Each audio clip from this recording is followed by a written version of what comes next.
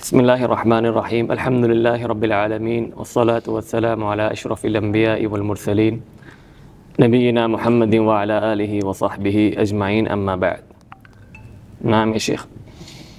الحمد للہ رب العالمین والصلاة والسلام علی اشرف الانبیاء والمرسلین وعلی آلہ وصحبہ اجمعین اما بعد۔ فصل ویکرہ الخیلاء والزہو فی المشی وانما یمشی قصدا۔ اما ارسلت اللينك في جروب؟ ارسلت انت؟ خلاص ارسلته. نعم مرة أخرى ابدأ أعيد. فصل ويكره الخيلاء والزهو في المشي وإنما يمشي قصدا۔ امام رحمہ اللہ نے نئی فصل کا آغاز کیا ہے، نئی موضوع کا آغاز کیا ہے جو چلنے کے بارے میں ہے۔ پہلے ہم نے سلام کے بارے میں پڑھا تھا، پھر گلے ملنے کے بارے میں، اور پھر جو ہے وہ لوگوں کے درمیان جو ہے وہ اگر کوئی مجالس ہو رہی ہوں اس میں کسی کی بات نہ سنیں، اپنے سے اپنا کام رکھے، جس طرح کہتے ہیں ہم اپنا کام رکھیں، وہ سنا تھا۔ اب یہ چلنے کے بارے میں ہے کہ انسان کا چلنا پھرنا کیسا ہو۔ امام رحمہ اللہ فرماتے ہیں وَيُكْرَهُ الْخِيَلَاءُ وَالزَّهْوُ فِي الْمَشِي۔ خیلاء یعنی تکبر کی طرح چلنا، تکبر میں عجب، فخر سے چلنا، یہ جو ہے ممنوع ہے۔ اور یہاں پہ پھر جو ہے امام رحمہ اللہ فرما رہے ہیں وَيُكْرَهُ، مکروہ ہے۔ تکبر کے ساتھ چلنا کیا مکروہ ہے یا حرام ہے؟ حرام ہے۔ تو یہاں پہ کیوں امام رحمہ اللہ نے جو ہے وہ مکروہ کا لفظ لائے ہیں؟ مکروہ تحریمی، جس سے آپ نے کہا تھا متقدمین علماء کے ہاں مکروہ کا مطلب حرام ہی ہوتا ہے۔ ہاں جی، ہم نے پڑھا تھا کہ علماء جو متقدمین پہلی صدی کے علماء تھے، متقدمین کو جن کا کہا جاتا ہے، ایک ہے متأخرین علماء اور ایک ہے متقدمین علماء۔ تو جو پہلے علماء تھے ان کے ہاں اکراہ یا مکروہ کا لفظ جو ہے وہ حرام میں استعمال ہوتا تھا۔ ہمارے ہاں جو مکروہ کا لفظ ہے وہ کہتے ہیں کہ نہ کرو تو بہتر، اگر کر لیا تو جو ہے وہ مکروہ ہے، مکروہ تنزیہی جس کو کہتے ہیں۔ لیکن پہلے علماء کے نزدیک مکروہ کا مطلب حرام کا لفظ، اور یہ شرعاً بھی جو ہے مکروہ کو حرام ہی کہا جاتا ہے۔ جیسے آپ سورۃ بنی اسرائیل میں پڑھیں، اللہ رب العزت نے قتل کا، پھر شرک، زنا، یہ کافی زیادہ جو ہے وہ ایسے گناہ لے کے ہیں، پھر آگے فرماتے کل ذالک کان سیئہ عند ربک مکروہا۔ یہ سب جو پچھلے گزرے ہیں، قتل، زنا اور چوری کرنا، یہ سب جو ہے اللہ کے ہاں مکروہ ہیں۔ تو اللہ کے یہاں مکروہ سے مراد حرام ہے، اس کو مکروہ تحریمی یا مکروہ شرعی بھی کہا جاتا ہے۔ تو لیکن یہاں پہ امام رحمہ اللہ کا کہا جاتا ہے کہ وہ موقف یہ ہے کہ یہ مکروہ ہی ہے، جو ہمارے یہاں مکروہ تنزیہی کہا جاتا ہے، لیکن صحیح جو ہے وہ یہی ہے کہ یہ حرام ہے۔ ایک ہے کبر اور ایک ہے عجب۔ عجب یعنی فخر سے چلنا، اور ایک ہے کبر سے چلنا، اپنے آپ جو متکبر بن کے چلنا۔ تو عجب اور کبر میں فرق کیا ہے؟ تکبر اور عجب، فخر میں کیا فرق ہے؟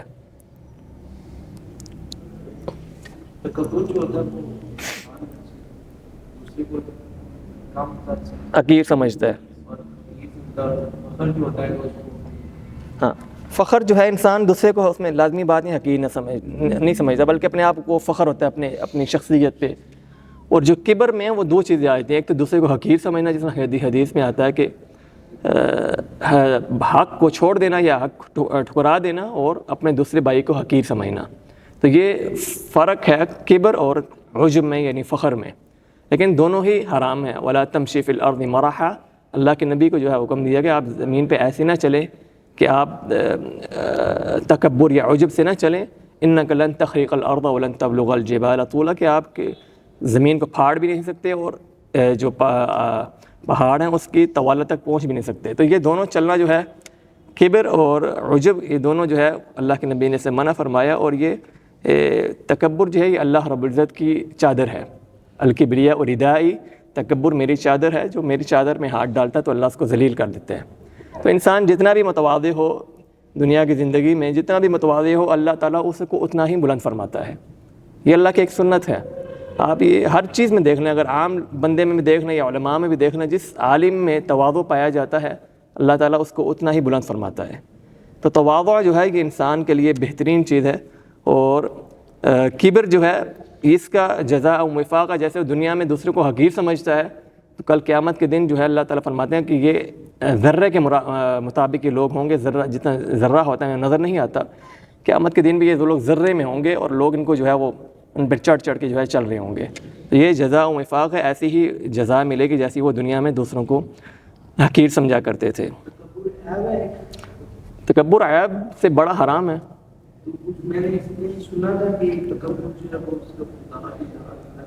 وہی نا الکبریاء اور ردائی، تکبر میری ذات کے لیے یا میری چادر ہے. اللہ تعالیٰ فرماتا ہے تکبر میری چادر ہے، تو اللہ کی چادر میں کوئی ہاتھ ڈالے گا تو پھر وہ ذلیل ہی ہوگا نا. تو تکبر اللہ کے لیے خاص ہے. انسانوں تکبر اللہ کے لیے، اللہ تو متکبر ہے. وہ تو عیب انسانوں کے لیے ہے. اللہ تو خود متکبر ہے کیونکہ وہ ہر چیز کو بنانے والا وہ خالق ہے. خالق متکبر نہیں ہوتا اور کون ہوگا؟ مخلوق کیسے متکبر ہو سکتی ہے؟ مخلوق کس چیز سے متکبر ہے؟ آپ دوسرے کو حقیر سمجھتے ہیں، کس بنا پہ سمجھتے ہیں؟ آپ بھی اسی نطفے سے پیدا ہوئے ہیں، وہ بھی اسی نطفے سے پیدا ہوا ہے، تو کس بنا پہ آپ جو ہے اس کو متکبر یا اس کو حقیر سمجھ رہے ہیں؟ تو اللہ رب العزت متکبر ہے، اس کا نام ہے متکبر. اس کے لیے تو یہ اس کے لیے جلال ہے، اس کے لائق ہے متکبر، تکبر اس کے لیے. تو اللہ رب العزت کے لیے یہ عیب نہیں ہے، یہ مخلوق کے لیے عیب ہے. خالق کے لیے تو یہ ایک صفت ہے جو اللہ رب العزت کے لیے ہے. نبی علیہ الصلاۃ والسلام کے بارے میں آتا ہے کہ آپ صلی اللہ علیہ وسلم نہ تیز چلا کرتے تھے اور نہ ہی بہت ہلکا چلا کرتے تھے. آج کل جو ہے وہ کچھ لوگ بہت ہی تیز چلتے ہیں، یہ بھی جو ہے اچھی چیز نہیں ہے، اس کو ہم حرام نہیں کہہ سکتے لیکن اچھی چیز نہیں ہے، آداب اخلاق میں سے نہیں ہے. انسان کو درمیانہ چلنا چاہیے. حدیث میں آتا ہے کہ اللہ کے نبی تکفؤاً آہستہ آہستہ چلتے تھے اور اپنے پاؤں کو اٹھا کے چلتے تھے. رگڑ کے چلنا اور یہ بھی جو ہے آداب اور اخلاق میں سے نہیں ہے. اور ایک اور چیز جو چلنے میں ہوتا ہے کہ ہم چلتے وقت دائیں بائیں دیکھنا ادھر ادھر، یہ بھی ایک عیب ہے، ایک قسم کا کہتے ہیں غبا ہے، احمقانہ ایک طرز ہے کہ آپ چل رہے ہوں ادھر بھی دیکھ رہے ہوں ادھر بھی دیکھ رہے ہوں ادھر بھی دیکھ رہے ہوں. آپ صلی اللہ علیہ وسلم جب چلا کرتے تھے سیدھا دیکھا کرتے، جدھر چل رہے ہوں وہیں دیکھا کرتے تھے. یہاں تک کہ جب آپ کی کنیت ابو القاسم تھی تو کسی صحابہ کو اس کنیت سے منع کیا گیا کہ آپ نے کنیت یہ نہیں رکھنی، کیونکہ پیچھے سے کچھ آواز لگا دیتا، ندا لگا دیتا ابو القاسم. تو اللہ کے نبی پیچھے دیکھتے تھے، وہ کہتے تھے اللہ کے نبی آپ مراد نہیں تھے، میرا بیٹا ابو القاسم ہے تو میں اس کو بلا رہا تھا کہ بلا رہی تھی. تو اللہ کے نبی فرمایا کہ میری کنیت نہ رکھا کرو کیونکہ مجھے دیکھنا پڑتا تھا پیچھے کون ہے، مجھے کس نے بلایا ہے. تو ادھر ادھر دیکھنا بھی یہ بھی آداب اور اخلاق کے منافی ہے. نعم. فإن الخيلاء مشية يبغضها الله تعالى إلا بين الصفين. تکبر جو ہے اور فخر یہ صرف ایک جگہ پہ آپ استعمال کر سکتے ہیں جب آپ کا سامنا کسی دشمن کے ساتھ ہو. ہمارے ہاں جو بارڈر میں بھی آج کل ہوتا ہے پاکستانی جو پاؤں سے پاؤں اٹھا رہے ہوتے ہیں لیکن یہ وہاں پہ اس کو دکھانے کی ضرورت نہیں کہ بین الصفین ہے، جیسے حدیث میں بھی آتا ہے. اور بین الصفین سے مراد یعنی جب دشمن آمنے سامنے ہو تو تب جو ہے تکبر آپ دکھا سکتے ہیں تاکہ انسان اور مسلمان کی اس میں عزت آتی ہے، کیونکہ متکبر میں عزت ہی ہوتی ہے. تو ایک صحابی کے بارے میں آتا ہے ابو دجانہ رضی اللہ تعالیٰ عنہ کے بارے میں کہ وہ اپنے ماتھے پہ ایک لال پٹی ہوا کرتی تھی، جنگ کے دوران وہ پہنا کرتے تھے. جب وہ پٹی پہن لیا کرتے تھے تو صحابہ جان لیا کرتے تھے کہ اب جو ہے یہ موت تک ہی لڑیں گے، آخر تک لڑیں گے یہ. تو وہ وقت جو ہے بین الصفین یعنی جب دشمن کے سامنا آمنا ہو، آپ مقابلہ ہو، تب آپ تکبر کر سکتے ہیں. اسی طرح جب آپ طواف کے ٹائم آپ جو ہے وہ سعی کرتے ہیں تو اس میں بھاگنا، یہ سب جو ہے کفار کو دکھانے کے لیے تھا. جب صحابہ کرام عمرہ اور حج کے لیے آئے تو اللہ نے یہ حکم دیا تھا کہ ہم کفار دیکھا کرتے تھے پہاڑوں پہ چڑھ کے مشرکین مکہ، تو ان کو دکھانے کے لیے تھا کہ ہم طاقتور قوم ہیں. تو کفار کے مقابلے میں تکبر اس کا جو ہے شریعت جو ہے وہ اجازت دیتی ہے اس کی، اور یہ مستحب ہے کفار کے سامنے اپنے آپ کو عزت نفس اور قوی اور بہادر، یہ جو ہے ایک اچھی چیز ہے اگر کفار کے سامنے ہو. لیکن اب موقع ہے فلسطین کے ساتھ لڑنے کا تو ہمیں اجازت نہیں ہے لڑنے کی. اللہ المستعان. نعم. فصل. ومن مكارم الأخلاق التغافل عن ظهور مساوي الناس وما يبدو في غفلاتهم من كشف عورة. نعم. اگلی فصل جو ہے وہ من مکارم الاخلاق التغافل. تغافل سے مراد یہ ہے کہ انسان جو ہے کسی سے ہر چیز میں اور ہر انسان سے تغافل کیا جائے. تغافل کا مطلب یہ کہ اس کی طرف دھیان نہ کیا جائے. فرق ہے، ایک ہے غافل اور ایک ہے تغافل. غافل یعنی اس کو پتہ ہی نہیں ہے، سرے سے ہی پتہ ہی نہیں ہے کیا ہو رہا ہے، کیا چل رہا ہے، کیا نہیں چل رہا۔ ایک ہے تغافل کہ انسان کو پتہ ہے کیا ہو رہا ہے لیکن وہ اس کو درگزر کر دیتا ہے، وہ سمجھتا ہے کہ یہ میں نے دیکھا ہی نہیں ہے کیا ہوا کیا نہیں ہوا۔ تو بہت سی دنیا کی ایسی چیزیں ہیں جو تغافل سے ہی چلتی ہیں، درگزر کرنے سے ہی چلتی ہیں، ورنہ انسان ہر چھوٹی موٹی چیز کو پکڑ لے تو زندگی نہیں چلتی ہے۔ یہ ہر معاملے میں ہے، ہر معاملے میں، گھر کی شادی شدہ ہوں آپ یا اپنے بچوں کے ساتھ ہوں، اپنے دوستوں کے ساتھ ہوں، یہ ہر چیز میں چلتا ہے۔ چھوٹی سی غلطی کسی سے ہو گئی تو آپ نے جو ہے اس کو پکڑ کے جو ہے 2 گھنٹے کا لیکچر دے دینا، تو وہ ایسی زندگی نہیں گزرتی ہے۔ ہر چھوٹی موٹی چیز پہ تغافل یہ بہت بڑا اخلاق ہے۔ امام احمد رحمہ اللہ سے جب پوچھا گیا کہ کہا جاتا ہے کہ 10 میں سے 9% جو ہیں وہ دنیا جو ہے وہ تغافل پہ چلتی ہے، 9 اعشار، 9 حصے جو ہیں انسان تغافل کر دے یا درگزر کر دے تو دنیا چلتی۔ کہتے ہیں جھوٹ بولتا ہے، اخطا، غلط کہتا ہے، بلکہ 100%، 10% جو ہے دنیا جو ہے تغافل سے ہی چلتی ہے۔ 1% بھی جو ہے پکڑ سے نہیں چلتی ہے، اس کو بھی پکڑ لیا، اس کو بھی غلطی سے پکڑ لیا، اس کو بھی پکڑ لیا۔ آج کل دیکھ لیں اگر کوئی بندہ جو ہے ہر کسی سے جو ہے اس کی زبان درازی ہو، ہر کسی کو پکڑ رہا ہو تو اس کے ساتھ کوئی دوست نہیں ہوتا، نہ اس کا کوئی دوست ہوگا، نہ اسے کوئی خوش ہوگا۔ اس کے ساتھ اکثر خوش ہوتا ہے جو تغافل درگزر کر دیتا ہے۔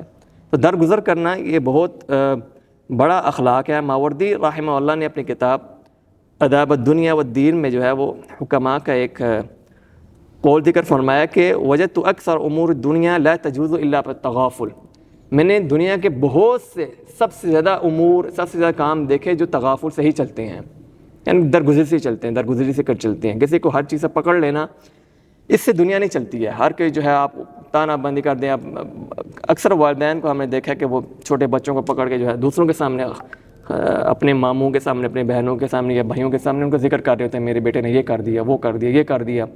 بیٹا بھی باپ سے پریشان ہوتا ہے، باپ بھی بیٹے سے پریشان ہوتا ہے۔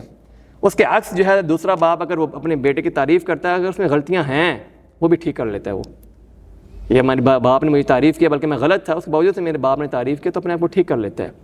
تو یہ تغافل امام احمد رحمہ اللہ کے بارے میں آتا ہے کہ ایک حنفی دوست کو وہ ملنے گئے، احناف۔ ہمارے یہاں جب احناف پاکستان میں جب اس کو کہا جاتا ہے تو اس سے مراد لی جاتی ہے کہ یہ سب سے جو ہے نا گھٹیا قوم ہے، اللہ معاف کرے۔ احناف جو ہے وہ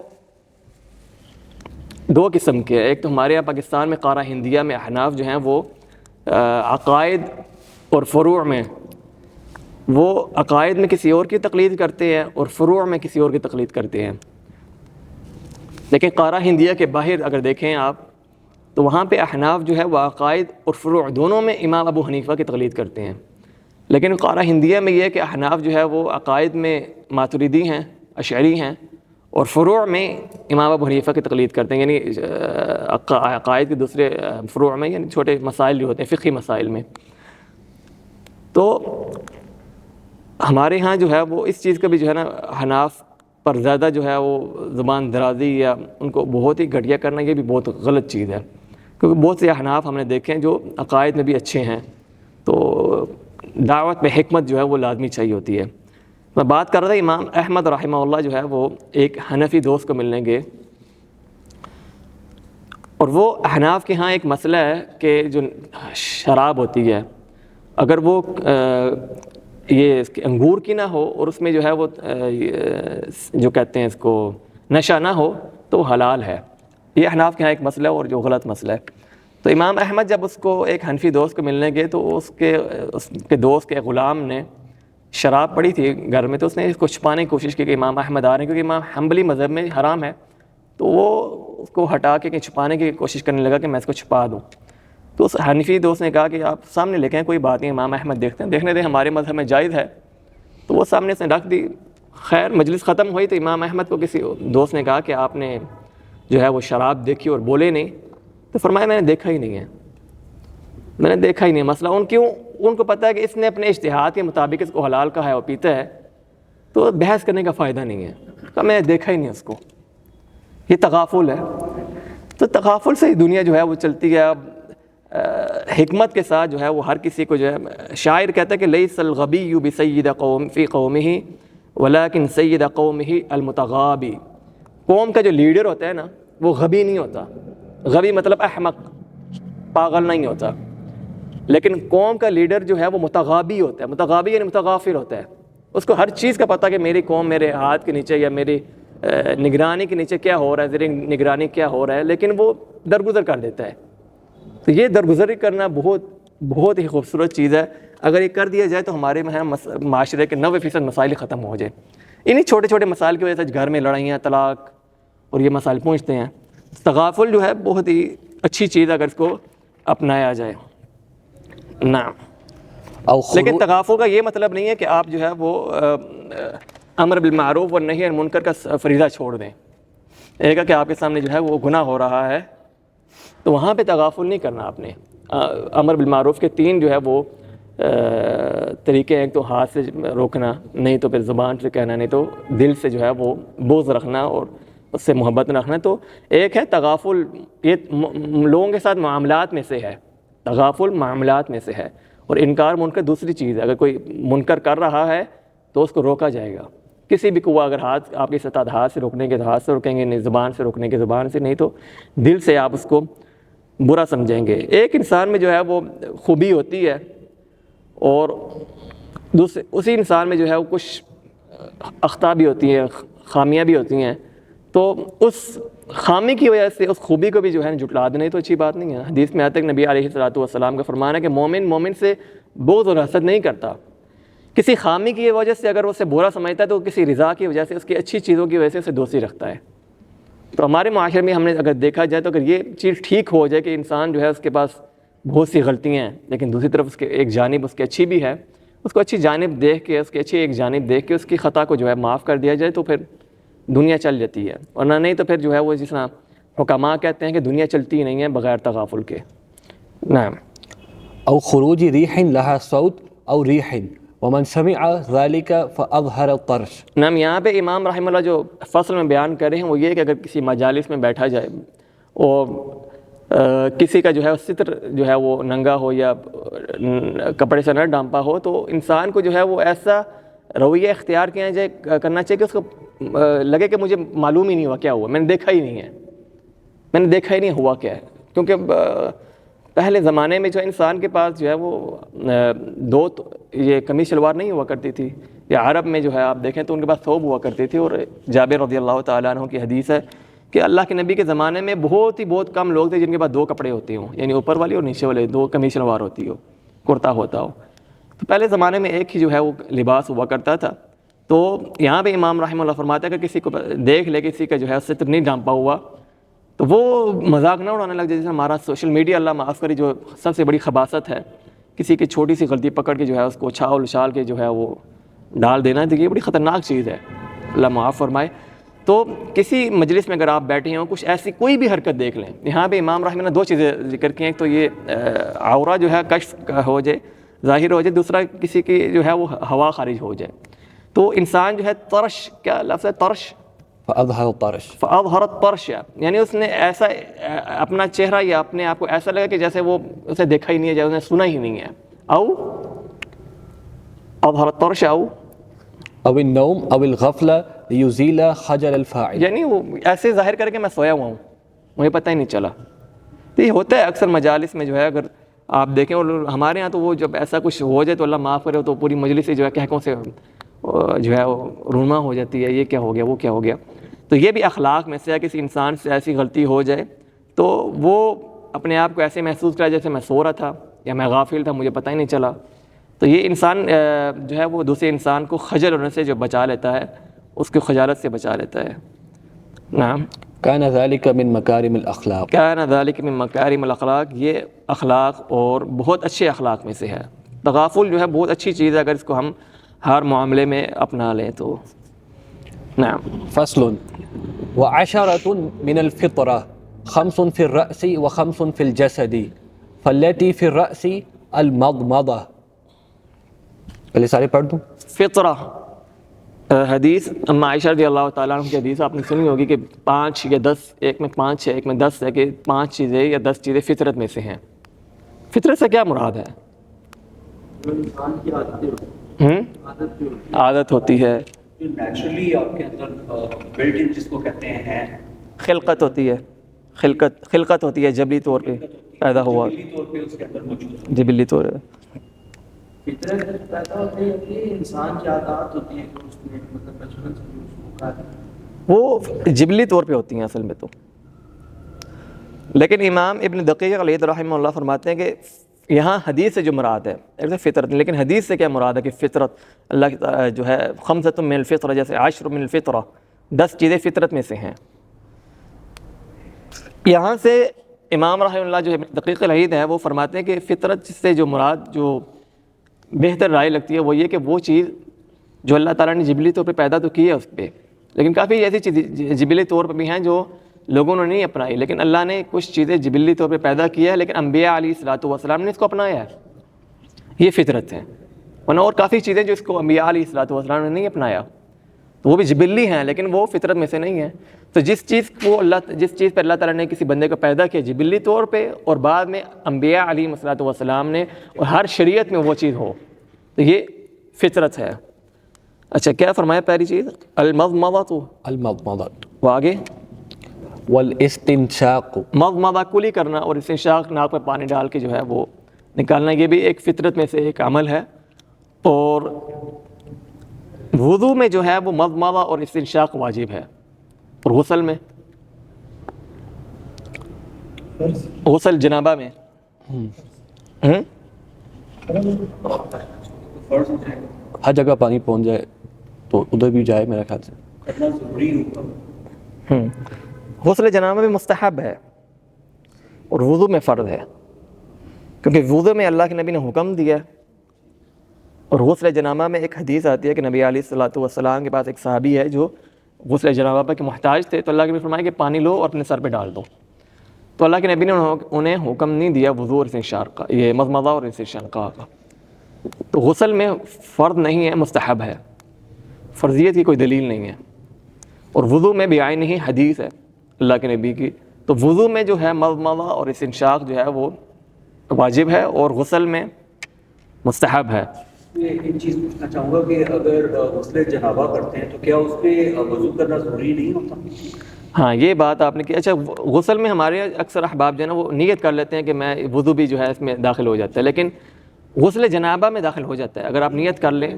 ہاں پھر آپ نے اس میں جو ہے نا جب وضو کرنا ہے اس میں یہ دو جو ناک میں پانی ہاں وہ اگر آپ نے نیت کر لی نا، اگر آپ نے وضو کی نیت کر لی غسل میں، تب آپ یہ دو عمل کریں گے. ٹھیک ہے، ادروائز آپ جسٹ غسل کر کے اس کے بعد وضو کر لیں. ہاں اس کے بعد بھی کرتے. لیکن اگر آپ نے غسل کیا ہے ٹھنڈک لینے کے لیے یا صفائی کے لیے، تب اس میں نیت اگر وضو کی کریں گے تب وہ وضو کی نیت نہیں ہوگی، تب آپ کو دوبارہ الگ وضو کرنا پڑے گا.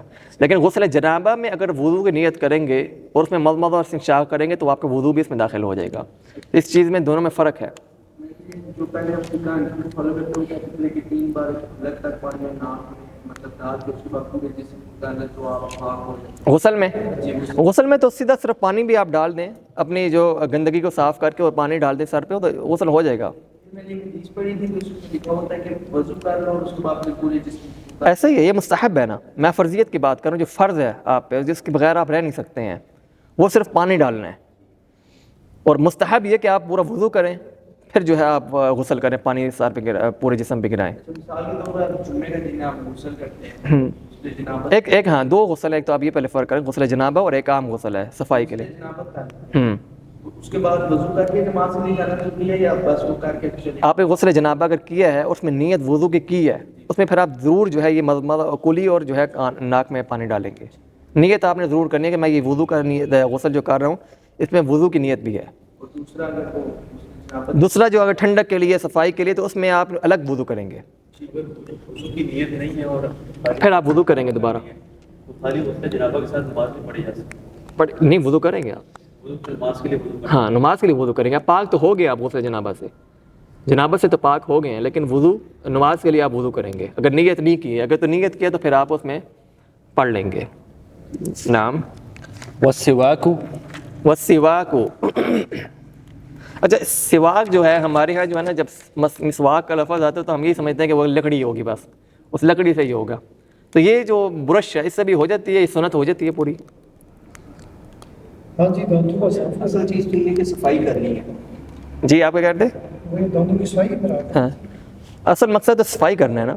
السواک جو ہے وہ اسم یستاق بھی، ایسی چیز کا لفظ ہے جو جسے صاف کیے جائیں جو بھی چیز ہو. یعنی بعض فقہا یہ کہتے ہیں اگر آپ کے پاس برش یا لکڑی نہیں ہے تو آپ انگلی سے اگر جو ہے انگلی سے سواک بھی کر سکتے ہیں, نیت کریں. تو بلکہ علماء کہتے ہیں کہ اگر آپ کے پاس برش اچھی کوالٹی وغیرہ ہے, اگر اس سے زیادہ صاف ہوتی ہے تو زیادہ بہتر ہے کہ آپ برش سے کریں. تو لیکن مسواک جو ہے کچھ چیزوں پہ بہت افضل ہے آپ نماز کے ٹائم کریں. نماز اقامت کے بعد جو ہے وہ ایک اچھا عمل ہے. اللہ کے نبی جو ہے یہ سنن مہجورہ میں آپ کہہ سکتے ہیں اس کو کہ اقامت ہوئی ہے, اقامت کے بعد آپ نے سواک نکالی اور جو ہے وہ سواک کی اور پھر تکبیر سے پہلے جو ہے جیب میں ڈال دی. یہ بھی بہت پیاری سنت ہے. ہمارے ہاں اللہ معاف کرے ہم یہاں پہ آئے ہیں تو عرب میں جو ہے وہ اکثر یہ جو ہے نا مجالس, اچھے لوگوں کے مجالس کا بھی بہت اثر ہوتا ہے. تو یہاں پہ تو اللہ معاف کرے وہ چیز رہ گئی ہے. تو وہاں پہ اکثر جو ہے نا ہماری جیب میں مسواک ہی رہتی تھی, نکلا نہیں کرتی تھی اکثر. جب کہ جا بھی رہے ہیں, بے شک نماز کا ٹائم نہ ہو کہ جا بھی رہے ہیں, نکالی وہ کرنے لگ گئے. تو یہ جو کیونکہ مشائخ اور طلاب ایک ساتھ رہنا, یہ مجالس اچھی مجالس, اس کا بہت جو ہے فرق ہوتا ہے اچھی مجالس کا اور بری مجالس کا. اب یہاں پہ آئے تو وہ چیز نہیں ملتی تو پھر وہ آستہ آستہ پہ بھول جاتی ہے. مسواک کبھی یاد آئے ہاں جیب میں ڈالی, پھر 2 دن میں وہ غائب ہو جاتی, نظر نہیں آتی. تو ہر چیز جو ہے جو بھی چیز ہو, آپ کوئی اگر برش نہیں آئی کچھ چیز نہیں ہے تو آپ انگلی سے بھی نیت کر کے مسواک کر سکتے ہیں. اس کا بھی اجر انشاءاللہ آپ کو ملے گا. اور خاص طور پہ اگر مسواک آپ کے پاس ہے تو آپ اقامت کے بعد جو ہے نماز تکبیر سے پہلے اور اقامت کے بعد کیا کریں. یہ بھی ایک اچھی سنت ہے جو سنت مہجورہ ہے.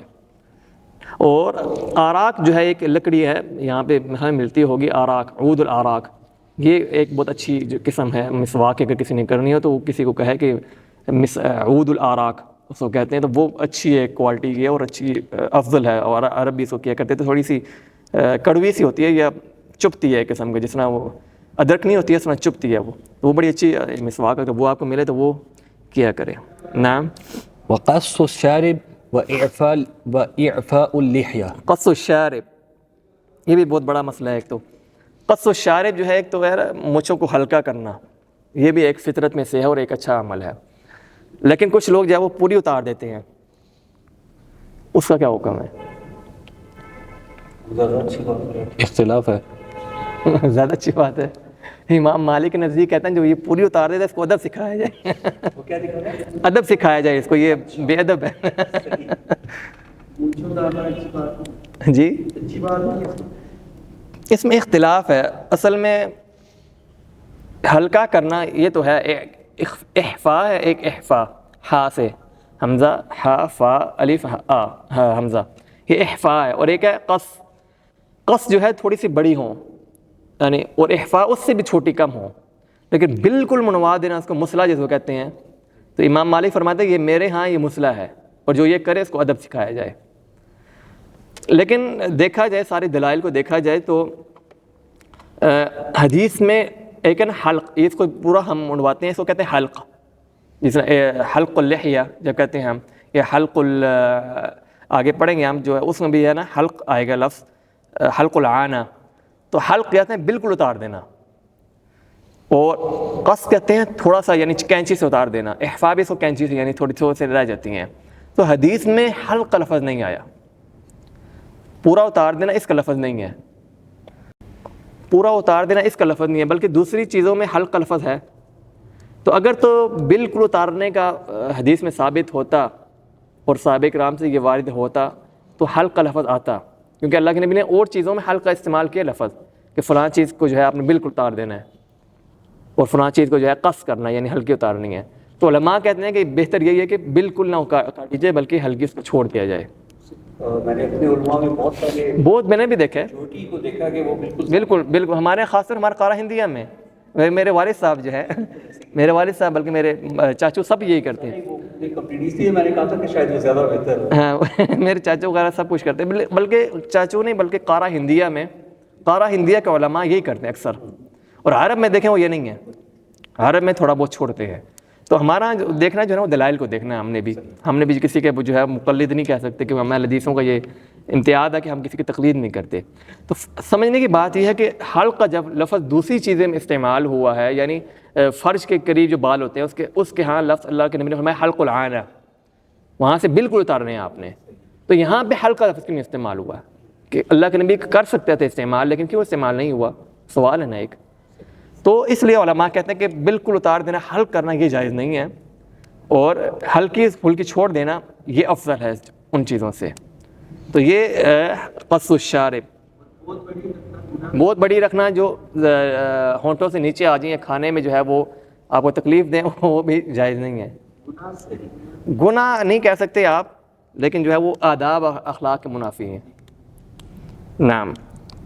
وإعفاء اللحية، اعفاء اللحیہ، یہ بھی بہت بڑا مسئلہ ہے۔ آپ داڑھی کو چھوڑ دینا یہ بھی ہمارا کارا ہندیہ میں یہ بہت بڑا مسئلہ ہے۔ ایک تو جو ہے نا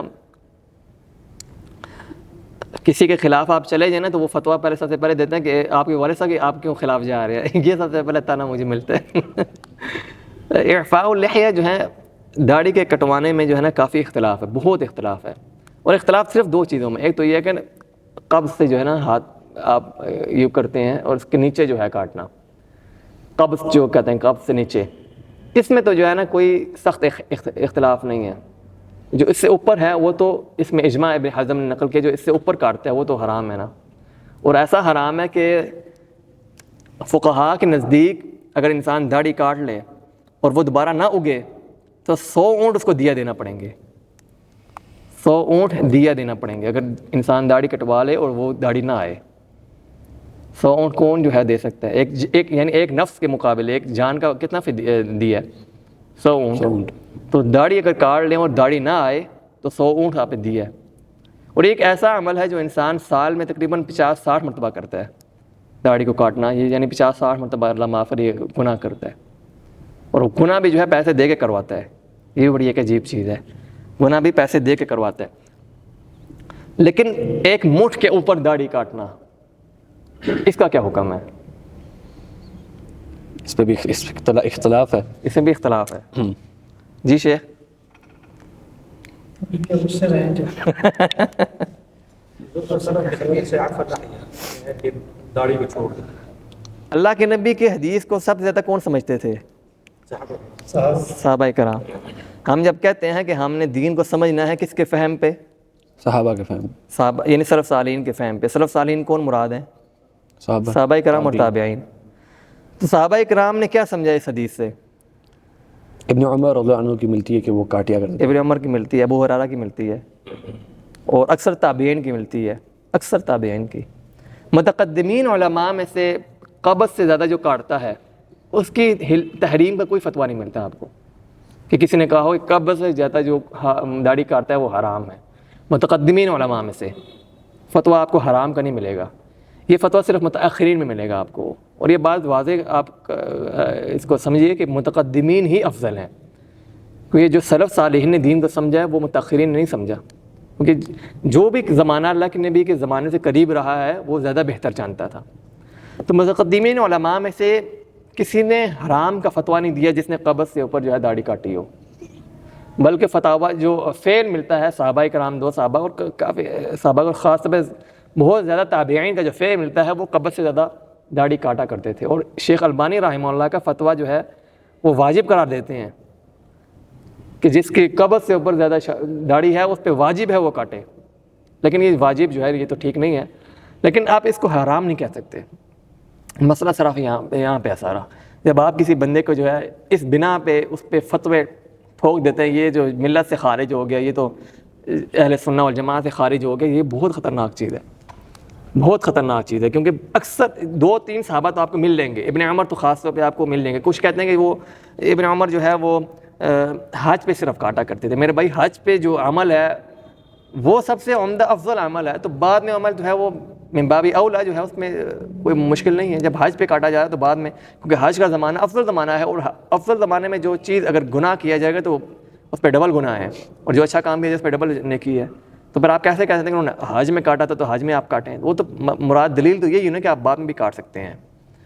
تو جو قبض سے اوپر جو داڑھی ہے نا اس پہ جو کوئی کاٹتا ہے تو اس کو آپ فتویٰ نہ لگائیں کم سے کم، اور بہتر یہ کہ آپ یہ کہیں کہ افضل یہ کہ آپ چھوڑ دیں، کیونکہ اللہ کے نبی کی جو ہے وہ سنت۔ لیکن ایک اور یہ چیز ہے ہمارے ہاں جو خاص طور پہ ادھر ہی قارا ہندیہ میں ساری یہ مشاکل یہ مصیبتیں آتی ہیں، اتنی لمبی لمبی داڑیاں ہوں گی نیچے تک جو بری لگتی ہیں، اور اس کی جو ہے نا قسم کی وہ بھی آپ کہہ سکتے ہیں کہ سنت ہے، سنت کا احترام نہیں اس چیز میں ہوتا، وہ لوگ فخر محسوس کرتے ہیں. حضرت عمر رضی اللہ تعالیٰ عنہ کے پاس ایک شخص آیا اور اس کی داڑھی ادھر ادھر جا رہی ہے ادھر ادھر. فرمایا کہ تم اپنی داڑھی کیوں نہیں سیٹ کر لیتے؟ سیٹ کرنے سے مراد نہیں ہے کہ آپ یہاں سے بھی جو ہے نا شروع ہو جائیں ادھر ادھر کرنا, مطلب کہ اس کو صاف رکھیں. لمبی زیادہ لمبی ہو گئی ہے تو اس کو جو ہے وہ طریقے سے جو ہے نا یعنی قبض تک لے آئے. تو یہ بھی جو ہے نا ہمارا جو جتنی لمبی ہوتی رہے گی اس کو کہیں ماشاء اللہ یہ بہت ہی بڑا مومن ہے. داڑھی پہ جو ہے فتویٰ کہتے ہیں بہت بڑا مومن ہے. تو یہ جو ہے بڑی خطرناک چیز ہے. اور داڑھی جو ہے ذقن, یہ اس کو ذقن ہے اور یہ خدین ہے. جہاں پہ خدین میں جو آتی ہے اور جو ذقن پہ ہوتی ہے یہ داڑھی ہے. جو نیچے نیچے یہ داڑھی نہیں ہے. ذقن اس کو کہتے ہیں اور خدین یہ ہے. تو ان چیز پہ جو اگے گی وہ داڑھی ہے. اور جو مٹھ سے زیادہ ہو جائے, قبض سے زیادہ ہو جائے تو اس پہ اگر کوئی کاٹ لے تو آپ اللہ کے لیے جو ہے نا اس پہ فتویٰ بازی نہ کر دیجیے گا. یہ جو نیچے اپنی اس پہ ہاں یہ داڑھی نہیں ہے, اس کو کر سکتے ہیں. ہاں اس کو کر سکتے ہیں, لیکن یہ ذقن ہے نا, یہ ہے ذقن, یہ ذقن ہے. ذقن اور خدین یہ داڑھی ہے. اور یہ جو اوپر ادھر آتی ہے رخسار کی, رخسار یہ خد یہ ساری داڑھی ہے, یہ ساری داڑھی ہے. ہاں لیکن اگر ایسی اتنی زیادہ آ جائے کہ انسان جو ہے وہ برا لگنے لگے, ہاں آنکھوں سے آ جائے, جس طرح عمر کا میں نے آپ کو فعل بتایا کہ ایسی ہو جائے کہ برا انسان کو لگ رہا ہے یا اس کی شکل مشبوہ ہو رہی ہے تو وہ لے سکتے ہیں یہاں سے. لیکن اکثر لوگوں کا نہیں ہوتی, وہ پھر بھی یہاں پہ لیتے رہتے ہیں, وہ تو ٹھیک لگ رہی ہوتی ہے. تو اگر وہ تو بری لگ رہی ہے, اس کو مشکل ہو رہی ہے, تب جو ہے وہ جائز ہے کہ آپ اس طرف سے جو ہے لے سکتے ہیں. نعم. والتي في الجسد حلق العانة ونتف الإبطين. حلق العانہ, جس طرح میں نے آپ پہلے کہا کہ حلق جو لفظ دوسرے میں بھی آیا ہے, حلق العانہ جو فرش کے پاس جو بال ہوتے ہیں اس کو اتارنا, اس کا حلق لفظ استعمال ہو رہا ہے. تو یہاں پہ جو ہے حلق سے آپ کسی بھی چیز سے, اگر لیزر سے کر سکتے ہیں, کسی بھی ادوات سے لے سکتے ہیں, تو سب جائز ہے. اگر کسی بھی چیز سے آپ اس کو صاف کر لیں, اپنے دونوں جو ہے وہ فرج اور دبر دونوں کو جو ہے سنت یہ ہے کہ دونوں کا آپ صاف, لیکن جو حدیث میں لفظ ہے وہ فرج کا آیا ہے. تو آپ دونوں جو ہے وہ فرج اور دبر دونوں کو جو ہے اس میں صاف کر سکتے ہیں.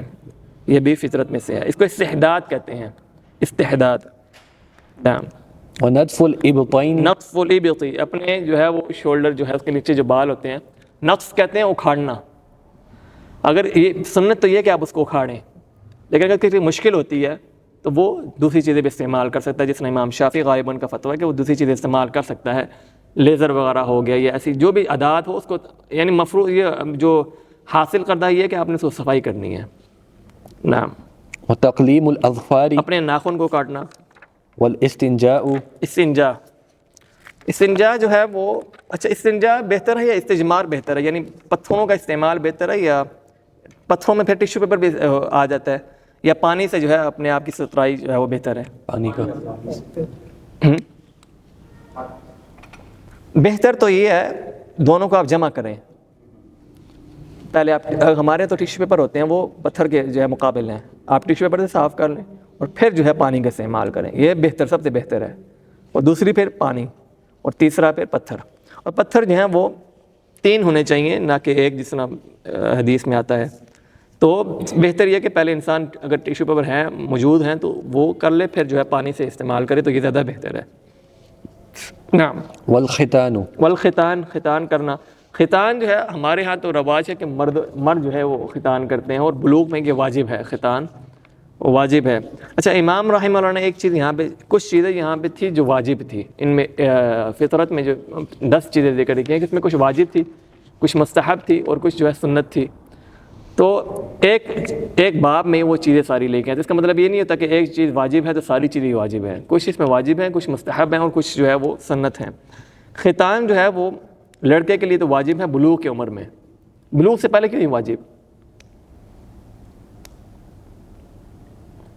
بلوغ سے پہلے کیوں نہیں واجب ختان جو ہے, ختنہ بلوغ سے پہلے کیوں نہیں واجب؟ کہتے ہیں بلوغ میں جب پہنچے تو واجب ہے بچے پہ, لڑکے پہ جو ہے ختنہ کروائے.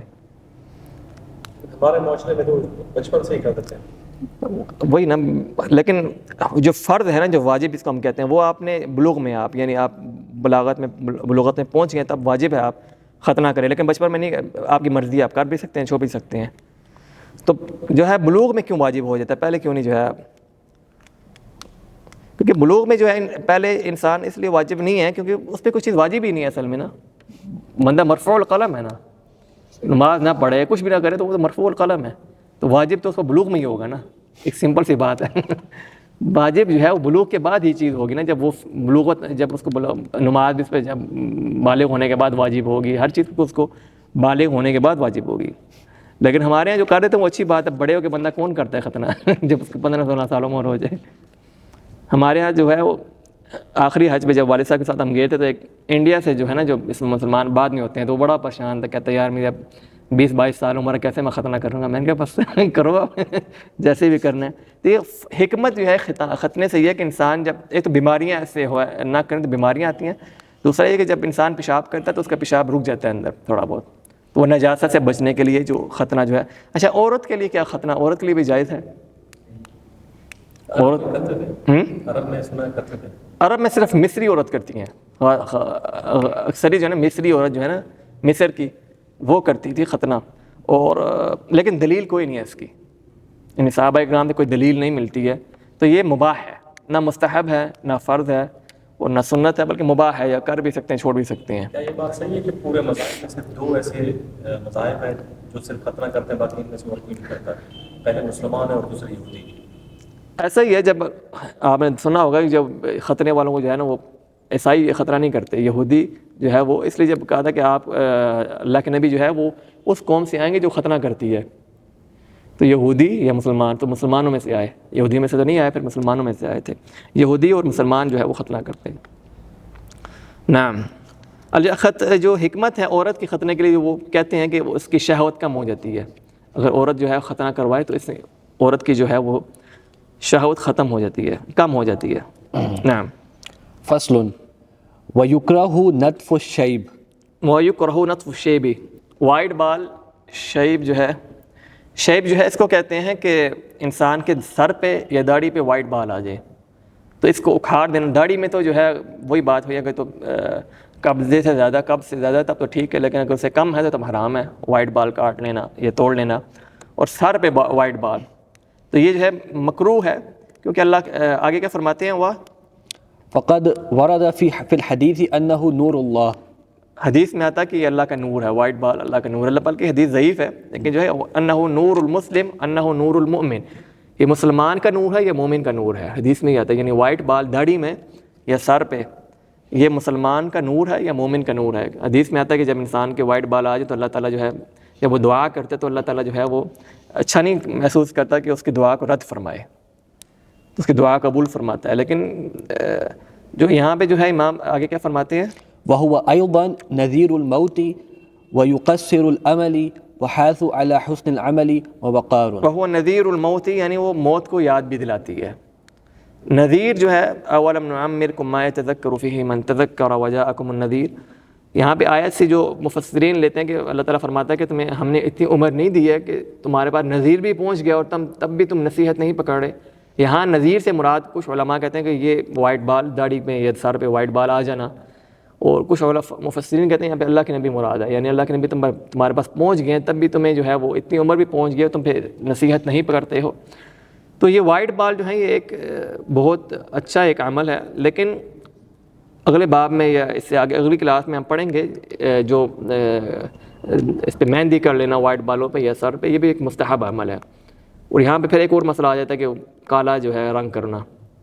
اب کالے رنگ کرنا کا بھی مسئلہ ہے, آج ہمیں زیادہ ہی کچھ ہو گیا تو اگلی کلاس میں اس کو پڑھ لیں گے کالے رنگ کے بارے میں کہ کالا رنگ کرنے کا کے بارے میں کیا حکم ہے. یہاں پہ جو ہے امام رحمہ اللہ فرما رہے ہیں کہ بال اکھاڑ دینا, وائٹ بال اکھاڑ دینا, یہ بھی جو ہے وہ مکروہ ہے.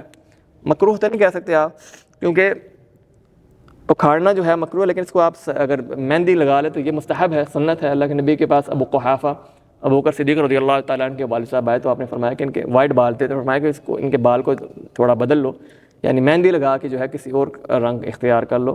تو مہندی لگانا یہ بھی ایک مستحب عمل ہے, اور یہ موت کی یاد بھی دلاتی ہے. انسان کو وائٹ بال آ جائے تو یقصر العمل, اپنے جو انسان کے امیدیں ہوتی ہیں وہ کم ہو جاتی ہیں, اور موت کو یاد بھی دلاتی ہے. آگے وحاث على حسن العمل ووقار, اور انسان کو جو ہے وہ اچھے عمل کی ترغیب بھی دیتی ہے. انسان کو یہ پتہ ہے کہ میں نے جو ہے میری ٹانگیں جو ہیں قبر میں پہنچ گئی ہیں, تو وہ اس کی امیدیں بھی کم ہو جاتی ہیں, دنیا سے لگن کم ہو جاتی ہے. لیکن انسان اس کے برعکس اگر جو ہے وہ وائٹ بال اکھاڑ دے, اپنے کالے بال ہی رہنے دے, تو انسان کو کہتا ہے میرا بڑھاپا پہ بڑا دور ہے, اپنے آپ کو وہ دھوکہ ہی دے رہا ہے قسم کا.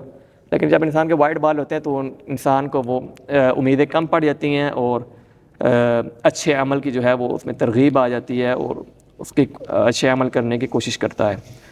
تو اگلی کلاس میں انشاءاللہ بقایا آگے کیا تھا وَيُكْرَهُ وَيُكْرَهُ حَلْقُ الْقَفَا إِلَّا لِمَنْ أَرَادَ سے الْحِجَامَ. یہاں پہ آخری مسئلہ پڑھ لیتے ہیں. وَيُكْرَهُ حَلْقُ الْقَفَا. قفا کہتے ہیں کہ بال کے پیچھے سے جو ہے کچھ بال کو جو ہے وہ رکھ لینا یا کاٹ دینا اور دوسرے بالوں کو چھوڑ دینا، جسے ہم قضا کہتے ہیں. اب قضا جو ہے ہمارے ہاں کہا جاتا ہے کہ جس نے فوجی کٹنگ جس کو کہتے ہیں. فوجی کٹنگ کیا یہ قضا ہے؟ قضا کی کیا تعریف ہے؟ کچھ حصے کو چھوڑ دینا، کچھ حصے کاٹ مارنا. صحابی نے جب ابن عمر کی حدیث ہے تو نافع رحمہ اللہ نے اب سوال کیا قضا کیا ہے؟ تو فرمایا کچھ بالوں کو چھوڑ دینا، کچھ بالوں کو رکھ لینا، کاٹ لینا، کچھ بالوں کو چھوڑ دینا، کچھ کو کاٹ دینا. تو حلق جو ہے نا، حلق بعض الراس و ترک بعض، حدیث کے الفاظ ہے حلق بعض الراس و ترک بعض الراس. حلق پھر ہم نے وہی بات کی، حلق کا کیا مطلب ہے؟ حلق کا بالکل اتار دینا، پورا اتار دینا. تو یہاں پہ ابن عمر جو فرما رہے ہیں کہ پورا اتار دینا، ایک ہے نا فوجی کٹنگ، وہ قضا نہیں ہے. فوجی کٹنگ ہے وہ قضا نہیں ہے، جس کے بال یعنی یہاں سے ہلکے ہیں اور یہاں سے بڑے ہیں، یہ فوجی کٹنگ نہیں ہے. یہ فوجی کٹنگ ہے لیکن قضا نہیں ہے. قضا جو ہوتا ہے کہ بالکل یہاں سے اتار دینا، اور آج کل ہمیں آئے ہوئے ہیں کچھ اسٹائل، یہاں سے بالکل کاٹ دینا اور یہاں سے چھوڑ دینا، یا کہیں سے بھی کاٹ دینا، یا بالکل گنجا نظر آنے لگ جائے اور کچھ بال ہوں، یہ قضا ہے. تو یہ جو ہے حدیث میں منہی عنہ ہے.